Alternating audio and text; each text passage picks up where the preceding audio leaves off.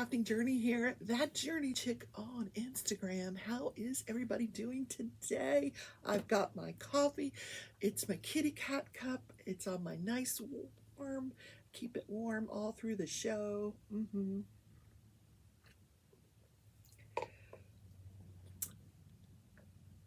Yesterday, I took the day off. Wasn't feeling great. I feel okay today. I laid in bed and thought about it for a long time though, because it was nice and cozy warm in my bed. So yesterday, I finished up the Eiffel Tower, and I'm really happy with my bling choices there.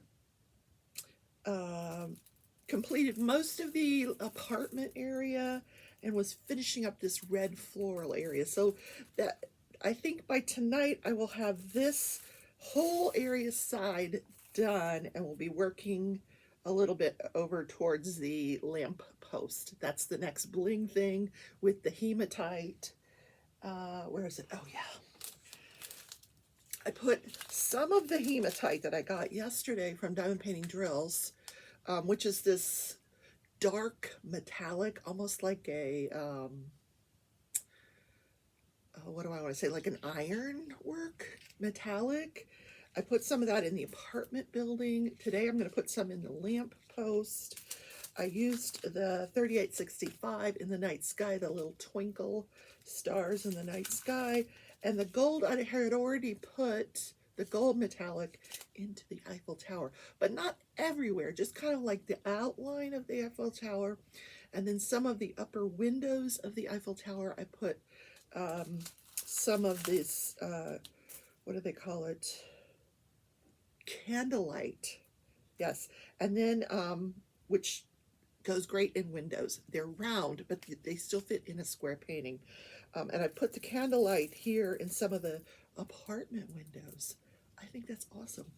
So, and then in the red floral area, which is, oh my goodness, my ears are ringing. Oh, weird.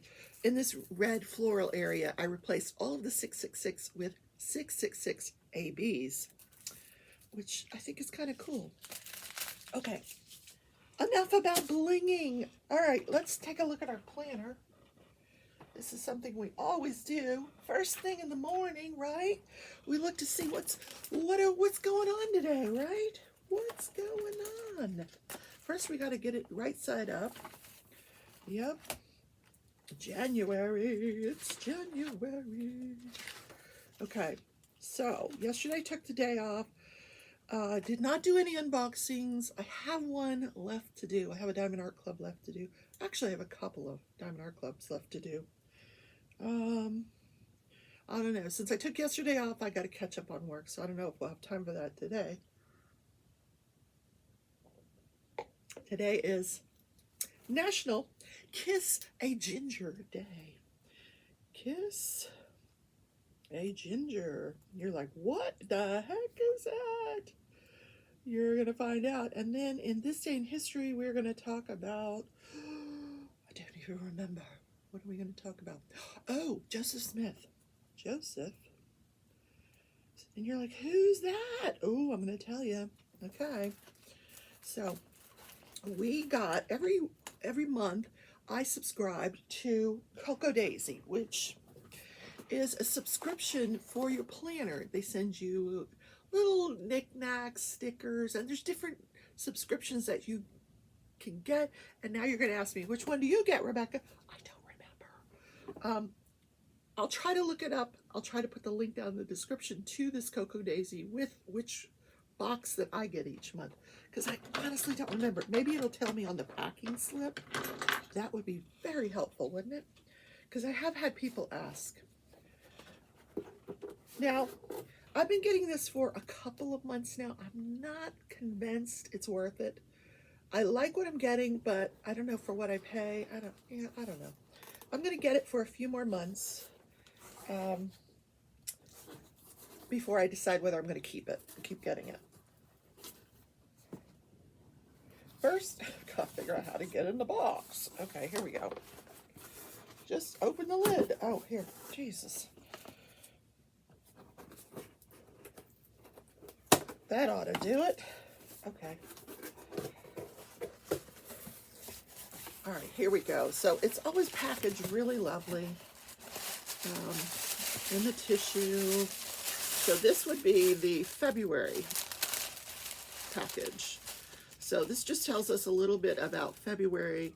It says, I enjoyed working with a floral theme so much last year.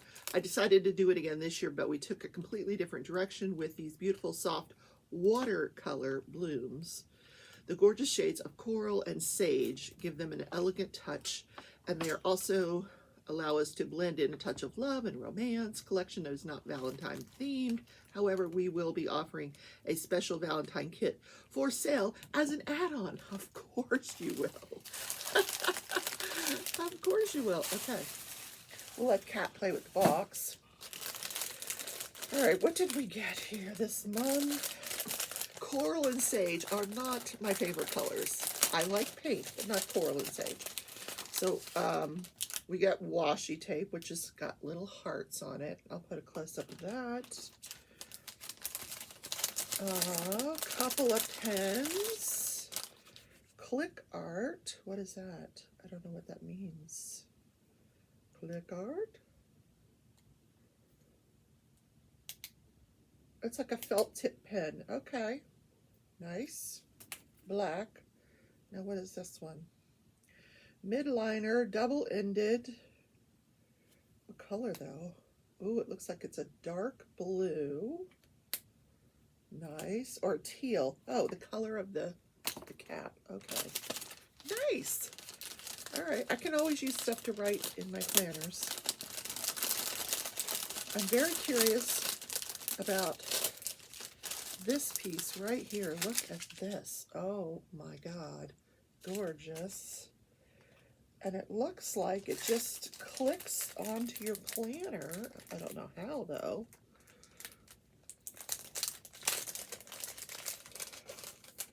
It's very pretty. Okay. But my planner has, I'm using a Happy Planner, and it has these large rings. So it would not click onto one of my large rings. So I'm not sure I'd be able to use it on the planner, but it's adorable. Okay. Cute, but it doesn't work on my planner. If you guys have any suggestions, let me know. It's just a little, you know, claw clip there. Then there's a bunch of pretty floral, you know, flowers and stuff. These are always nice. They're little pockets, and you can stick these on the pages of your planner. So like for February, let's see if we can do February. We could put it on this page here, I think. I think it's working. I think it's going to work the way I said it does. I hope I'm not lying to you. Maybe not. I thought it was a sticker. It's got to be a sticker. It's for a planner. It says, enjoy the little things. And they gave me 2 of them. Enjoy the fact that this is not a sticker. Yes, it is. It's got to be a sticker. No?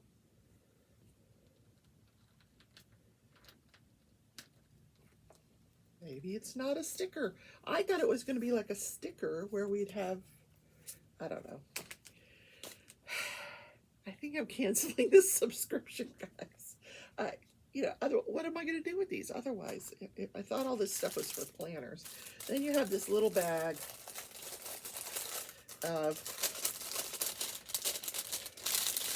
it's additional stickers. I'm not crazy about this Coral and Sage color palette. I'm really not. So yeah, there's more stickers in here. Yeah. I'm not over excited, and I believe I pay about $18, $19 a month for this. So I think we're canceling this because I'm not overwhelmed here. Yeah, it's not a great month. Sorry, guys, if you're watching from Coco Daisy. Not impressed. first of all, you know, you don't tell me how I can use this stuff. Oh, we got washi tape. Woohoo! Okay, I'll leave it out because I have to take photos of it for you. Not impressed. Not impressed. We'll put the planner away.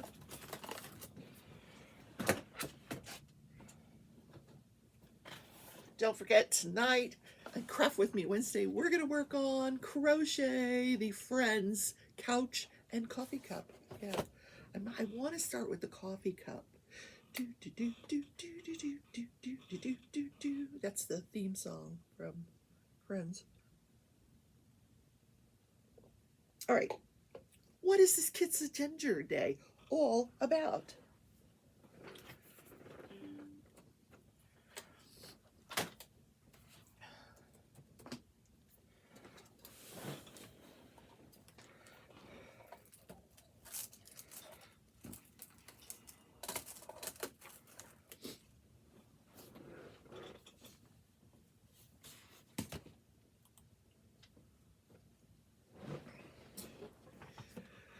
So on Kiss a Ginger Day, you kiss someone who is red-headed. So let me tell you a little bit about redheads. Redheads are very rare.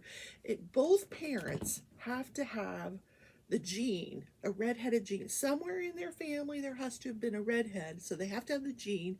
If both parents have red hair somewhere in their genes, then there's only still a 25% chance that they're going to have a red-headed child. Yeah, and only 1% of the whole world's population has red hair with blue eyes. That is super, super rare. You know when it's not super rare? When you dye your hair red. Yeah, because I have blue eyes, and for a long time, I dyed my hair red. People are like, oh, that looks like a curtain. But I liked it. So, you did not know that, but the like button has red hair. Hey. Yes, you didn't know that, but you do. Yeah, don't forget to hit the like button on your way in or out of the show today. Yes, and please subscribe if you're not already subscribed, and ring the notification bell so you don't miss a single episode of Crafting and Crime or any of my lives, because sometimes I might pop up alive. So tonight we're doing the Craft With Me Wednesday. It's going to be crochet. Saturday morning at 10 a.m. I'm going to live stream some Animal Crossing. I've been cleaning up my island, checking out the new stuff. I'm putting money out so you guys can come visit my island and get some money, get some bells. Yes, I got bells for you. And if you're not familiar with Animal Crossing, tune in. Just see what it's all about. It's a Switch game that some of us crafters got into last year in 2021. And enjoyed it. So, and on Saturday, the Ticket to Ride live, which I haven't firmed up the guest for Saturday, but it's going to be one of our 10 sponsors. I hear a phone ringing. That sounds like my phone. Do, do, do, do, do. Why is it ringing? I don't know. I don't know. Okay.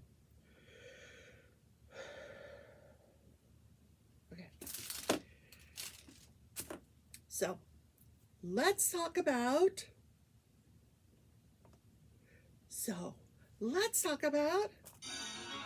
Crafting and Crime Daily. The case of Chandler Halderson takes a twist that we did not see coming. Yeah. Guess who's got COVID? The defendant. He's in a crowded jail. He has COVID. So, tested positive for COVID. So last night, the judge said, oh my God, how are we going to handle this? So they discussed, are we going to have a mistrial and then have to start this whole thing over again? We've gone through a lot of evidence. The prosecution had hoped that by Friday they would be able to rest their case. So what they decided, and this was after the conclusion of yesterday's evidence, what they decided was that they were going to postpone the trial for about a week and then reevaluate. I'm willing to bet that during that time, someone else comes down with COVID because it is rampant out there. Rampant. Oh my God. Half my friends have it now. My sister has it. She is not getting any better. Why does my phone keep ringing?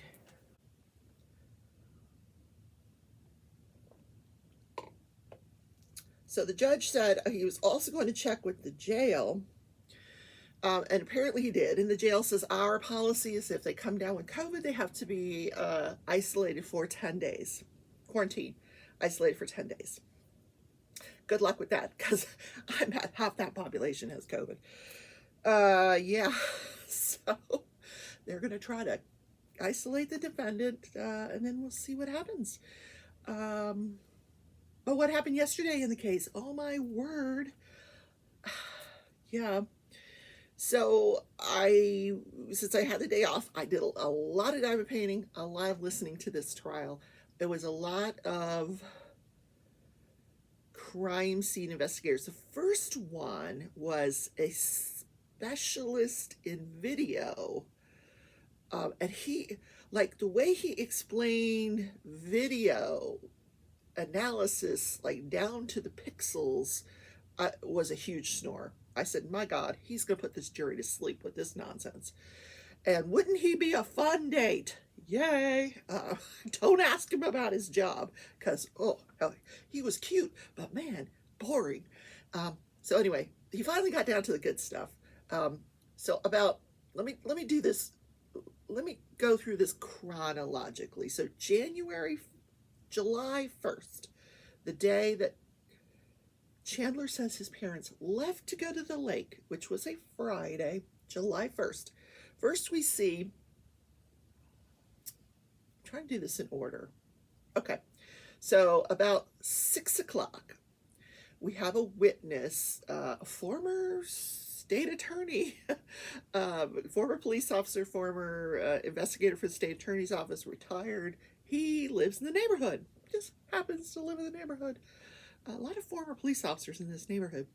So he said that at that night he had gone to his daughter's softball game, comes home from the softball game about 7, 8 o'clock, between 7 and 8 o'clock, and he's outside and he smells like someone's lit up a fireplace. Now this is July. Why would you have a fireplace going? So he's smelling what he thinks is a fireplace, and he's like, or maybe a bar. He's thinking, okay, maybe somebody's barbecuing, because now it's starting to smell like pork. A lot of it, and so he didn't think much of it. He goes back in the house. I mean, he remembered it because it's July. Why are you? I understand a barbecue, but a fireplace? Yeah, I don't know. So it wasn't a fireplace. So he thought, okay, it's got to be a barbecue. Somebody's barbecuing. So he goes back in the house. But as a former police officer, he's very familiar with this smell, because during recovery of dead bodies, there is a particular odor that they have. During the recovery of dead bodies from an arson, there's a particular odor that they give off similar to barbecue pork. Who knew? And this guy remembered that. So this is why this night stuck out in his head, because he also knew that, hey, these, he's going to find out the following week, these parents are missing. And he's going to put 2 and 2 together and contact the police department and become a witness in this case. So the next we have the guy for the hot date that we don't want to talk about his career. He comes on and he talks about how, okay, let me back up a little. Same guy, police officer. He's got, oh no, it was a different guy. Oh my gosh, I'm getting my guys mixed up. Too many guys. Okay, so there's another witness. He's a neighbor. He shares a commission seat with Bart Halderson. They're both on the commission for this pond it's like some kind of pond that's being preserved, and they're both on the commission to preserve this pond. So that's how he knows Bart. So he has 13 security cameras set up around his home, and one of them just happens to catch the back of the Halderson home. So, we know that after Chandler reports his parents missing, the police canvass the neighborhood for people that have these surveillance cameras, and they say, "Hey, do you have surveillance cameras? Can we take a look at this night?" And they collect all of that. And because this guy had 13 of them, they collected his entire DVR. So now this guy that specializes in video, he's on vacation. He comes back from vacation, and he's talking to the guy who was tasked with reviewing this camera footage. And he says, "Hey, have you found anything interesting?" He says, "Well, as a matter of fact, I have. Um, on one of these cameras on this guy that has 13 around his house, and one of them is focused on the back of the house of the Halderson's home, you can see this flickering light the night of July 1st. And it goes on all night, this flickering light." And he says, I think there was a fireplace going or something in this house all night in July. And the guy says, "Are you sure this is what you're seeing?" So they look at it, and he's like, "Oh yeah, I see what you're saying." So his specialization is, can we prove what this was? Can we prove it? Instead of just showing this footage to the jury and letting them think, "Oh, it could be this or could be that," they're going to prove it. So what they do is they do this big test. They go to the Alderson home. You have a big picture of the Alderson house, and he has every window that you can see at the back of that house, and he marks each window. And one of them is a door where the fireplace could be seen through this door. So then they set up conditions exactly as they were for this original videotape. They set up the exact same conditions down to the pixel. In fact, he said the pixel was off, but it was off by 7 pixels, so they adjusted it to make sure it was correct. So it would be exactly the same conditions as the night that they saw it the first time. So what they had another officer go into the house and shine light into each window and kind of flicker it, And they kept doing this until they finally concluded which window matched the original footage, and it was the door to where the fireplace was. So they were able to conclude positively that this light was coming from the fireplace. So now they send in an arson investigator and an archaeological, I don't know. It was somebody that works for the medical examiner that does works with bones. They send one of those people in. They've got a whole team, and they are just taking this fireplace apart, piece by piece, right down to the fact that they have to go into the room behind it. They have to call in a structural person to make sure that they're not going to, nothing that they're going to do is going to affect the structure of the home. It's not going to come crashing down on them. So they go behind the fireplace because they need to get to where the ash collects, and they break holes into the wall, and they send in an iPad camera down into find where. Very complicated, but they did it. They got all the ash collected. They found a piece of a bone in the fireplace, and then they had all the ash. By the end of the day, we know that we had a crime lab person come on, and who was able to, first the archaeological person said, yes, that is a human bone.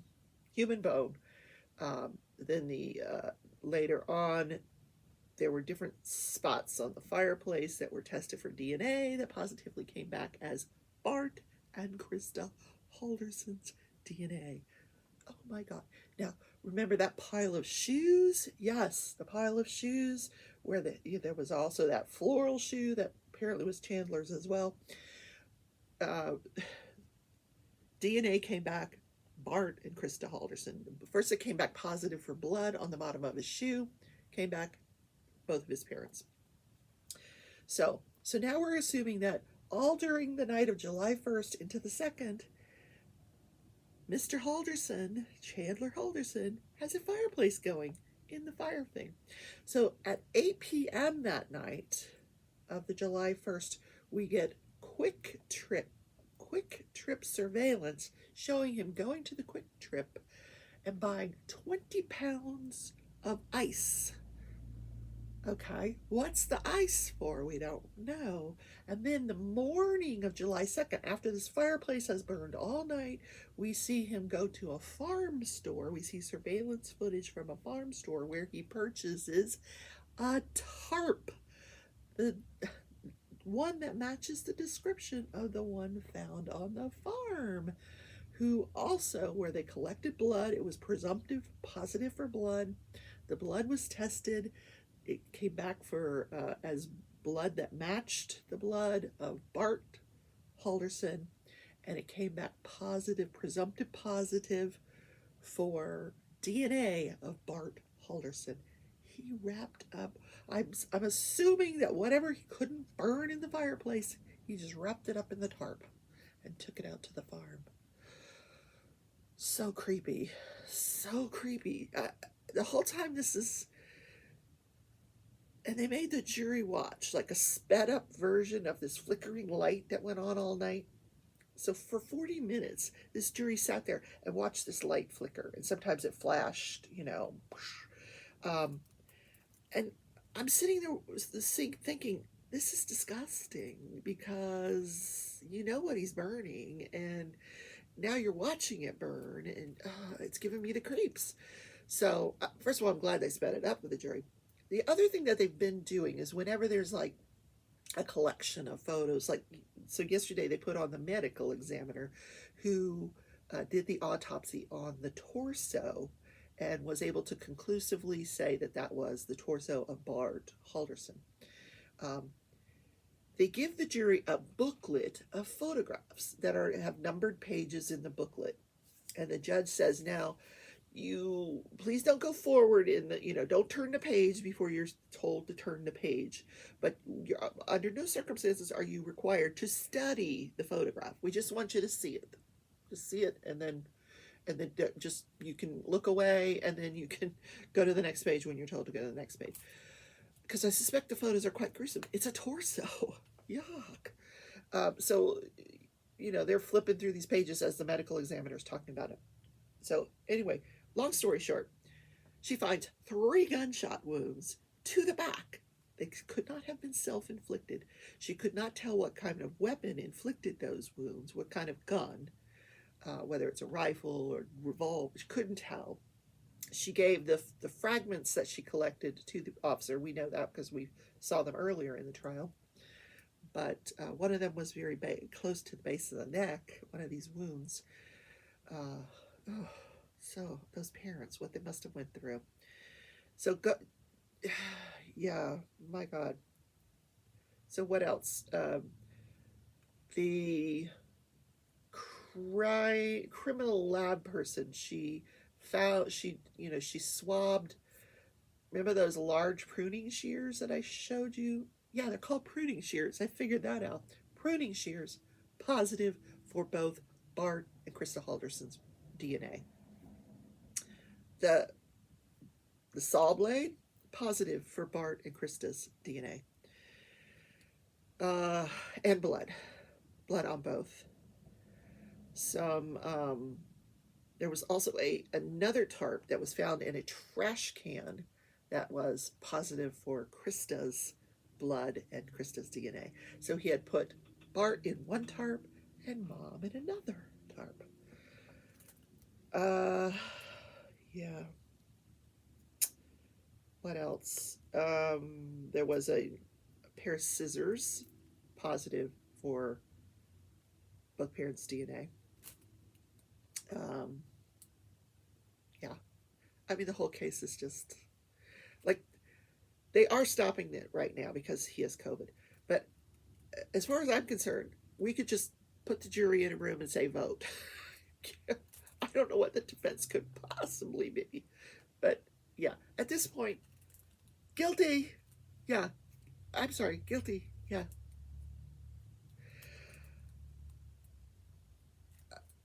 I can't even imagine the frame of mind you have to be in to put your parents in a fireplace. I don't know. Anyway, so isn't that lovely to diamond paint? I'm sorry. I love true crime. But I shouldn't be laughing. It's not funny. It's not funny, Rebecca. Okay, so is it funny? What's funny? This day in history. Let's do that. That one's not funny either. Joseph Smith. Let me tell you who Joseph Smith was. He is the guy that started the Mormons. Yeah, he wrote the Book of Mormon. So he settles. He at 18 years old, he starts this religion, and he over the next 4 years, he's studying it. He goes to this particular place in New York and he finds these gold tablets that are inscribed and written to him, apparently. He calls himself a prophet. He writes the Book of Mormon. He's got all these followers. He has a bank set up. He settles in Ohio. Oh, they're all in Ohio. And then his bank fails. Um, and now these investors and some of the former cult member religious followers, um, they're very disenchanted because they've lost all their money. So he flees because he thinks he's going to be arrested. So he heads over to Missouri. He brings, and there are religious followers that follow him over there. They practice polygamy, and his religion continued to grow. Now, later on, let me find out what year this was. Okay. When he leaves Ohio, this day in history, it was in 1838. 1838. Yeah. So once he gets to Missouri, he decides, I'm going to run to be the president of the United States. Well, there were rumors that he was practicing polygamy, and people were not having this. They were not having it. So, about this huge mob, 1,500 men, come storming, at Joseph's house. You know, hello, Joseph, are you in there? So Joseph is in there, his brother's in there, and they both agree to be jailed, rather than killed. So they go to jail, I guess for polygamy. I don't know. However, the men go to the jail too. The 1,500 men, they go to the jail, they kill them both. The angry mob stormed to the jail, killed them both. However, his next in command, Brigham Young, picks up the torch, takes his followers to Utah, to Salt Lake City, Utah. Was it Salt Lake City? No, where was it? Yeah, Salt Lake City, Utah, and get established there. The Church of Latter-day Saints. There you go. BYU University. Hello. Yeah, so Joseph Smith was founder of the Mormons, the Latter-day Saints. And not a well-liked man outside of his religious followers. So that's the show for today, guys. So no trial. I will come up with a true crime story for you tomorrow. It's not going to be a trial. Now, we do have the other trial remember the one that was postponed because the judge had COVID back in the 1st of January. That's supposed to start on the 18th. Now, today is only the 12th. So we got a few days, let's see, Thursday and Friday, that I got to find something to talk about. Let's give me something to talk about. A little something to figure out. Ooh, ooh, ooh. Okay, I hope I see you guys tonight in Craft With Me Wednesday. That'll be 6 p.m. Central. I'll try to get the thumbnail out so you can set a reminder. Yeah, I love you all. See you then. Bye. Take care.